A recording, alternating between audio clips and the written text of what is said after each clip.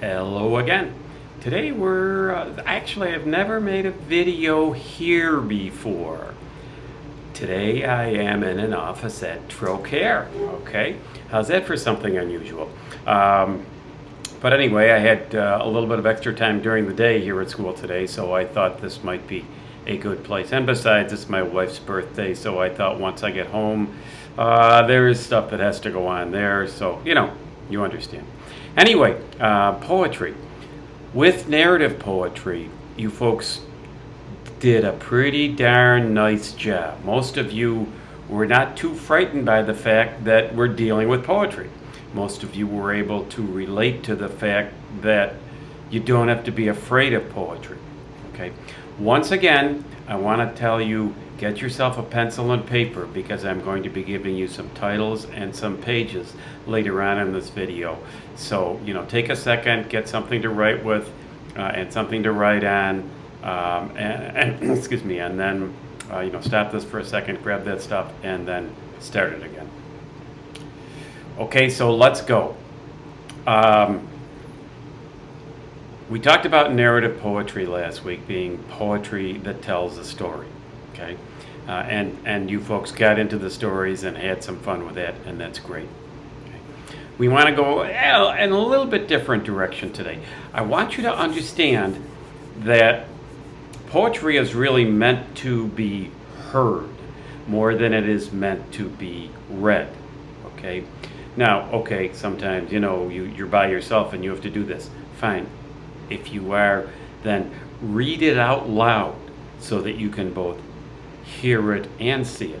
Because again, with poetry, what you want to do is you want to hear it, okay? Make sure that you can hear the poems. They're that much easier for us to grasp, I think.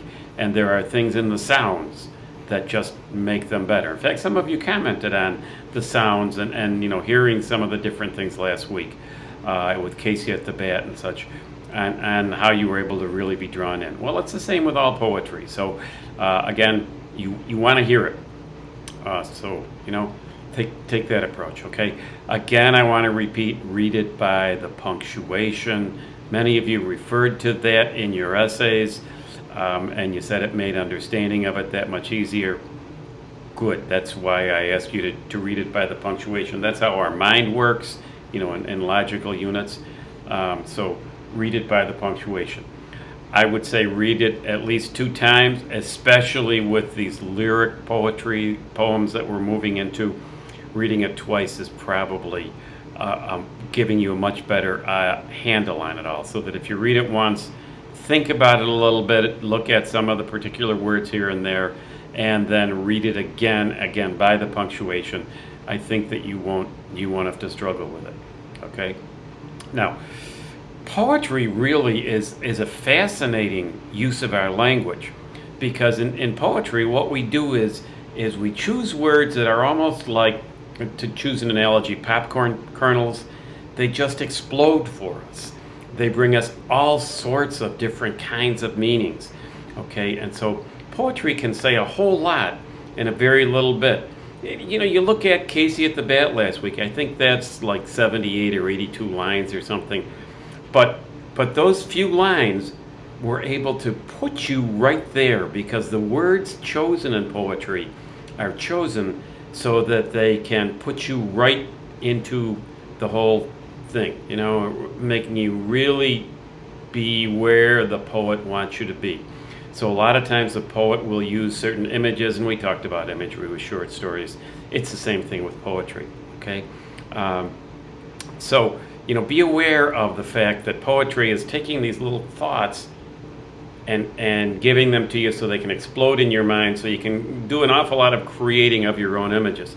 That's part of the fun of poetry, is it allows your mind to go in a lot of different directions. Lyric poetry is designed an awful lot to stimulate the emotions, okay? So allow that to happen. Now, is your emotion necessarily going to be the same as the poet's emotion? Probably not, because in some sense you're not in the same place, okay? But with some of the poems, you may well be in the same place as the poet, okay? So you may well understand their emotions. What's important is that you allow yourself to open up your emotions so that you can kind of feel something. If you can feel what the poet's feeling, wonderful. If you can't figure out what the poet's feeling, and don't fight with it. Again, don't fight with poems, okay? But if you can't figure out what the poet's feeling, figure out what you're feeling, okay? That's really what poems should do for us. They should be able to get inside us. Narrative poems tell us a story. Lyric poems get to the emotions, so they should get inside of us, okay? A lot of times there'll be a lot of pretty difficult images in poems. For instance, there's one poem that we're going to give you for the opportunity to write about this week. The Death of the Turret Ball Gunner. It's on page 591, and when you read that, first of all, let me tell you what a turret ball is. During the Second World War, our aircraft, the bigger aircraft, had like a big glass bubble on the back of them. And once I describe it, you know you'll have seen this in movies. There's like a glass bubble, and in that glass bubble on the back sat a guy with a machine gun. And it was his job to try to shoot down other planes, okay? In the meantime, of course, other planes are shooting at him, too, you know, so it's a precarious situation, certainly. It's probably a job that nobody loved doing because your chances of returning probably weren't all that wonderful, but, you know, that's you do what you have to do when you're in the military. So in The Death of a Turret Ball Gunner, I mean, the final image that's created there is pretty heavy duty, okay? And I think you'll see when you get to that poem. There's also a neat poem this week that kind of tells the story, but it really also creates a lot of emotional feeling in the poem Richard Cory, and that poem is on page 669. Richard Cory, when you get to the end of that poem, you know it's going to be like, oh my gosh. Now, you may have encountered that poem before, but if you haven't, you know, when you get to the end, if you have that feeling of, oh my gosh, your feeling is going to be like pretty much everybody else's, okay? And we get some poems that get into emotions in a little bit different way. Like there's a Robert Frost poem, The Road Not Taken. And again, you may have encountered this poem before. Two roads diverged in a yellow wood, and sorry I could not travel both, and be one traveler long. I stood and looked down one as far as I could to where it bent in the undergrowth. Then took the other as just as fair, and having perhaps the better claim. It's about decision making and figuring out what path in life you want to follow. But you know, read through the poem a couple of times, and you'll see some things in there that may well relate to you personally, because we all have to make lots of decisions, okay?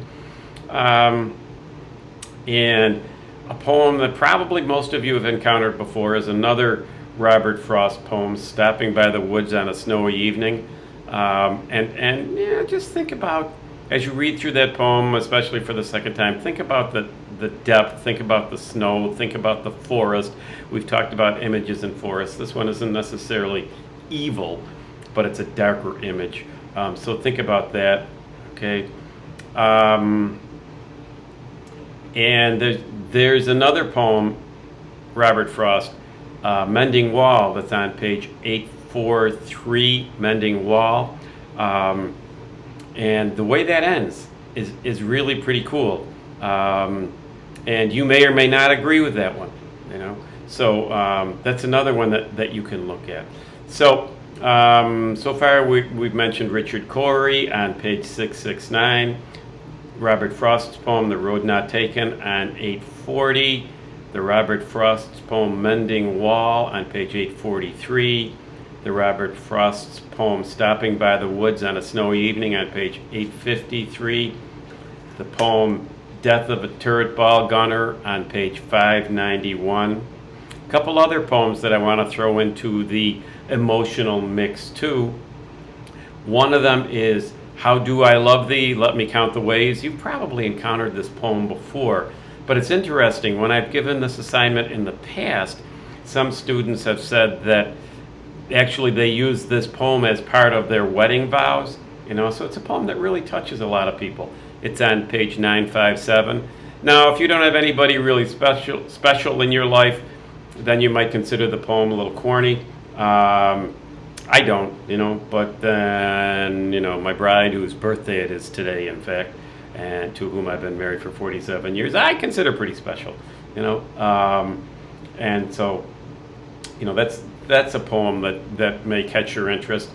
And there's another one on page 956, To My Dear and Loving Husband, okay? And of course, all of you married women will want to choose that one, I'm sure, But no, anyway, seriously, hopefully. That's on page 956. So I've rolled out a bunch of poems and a bunch of different pages so that you can attack those. We'll be looking for you, well, I'll write it out in the assignment, but we'll be looking for you to delve into like 3 of those poems and tell us what they mean to you. If you want to touch upon what they mean to the poet too, or what they may have meant to the poet, that's okay. But we're looking for you again to get inside and see if there's thoughts that explode for you as you read these, okay? You guys are doing great. Keep up the great work. I'm just having a ball.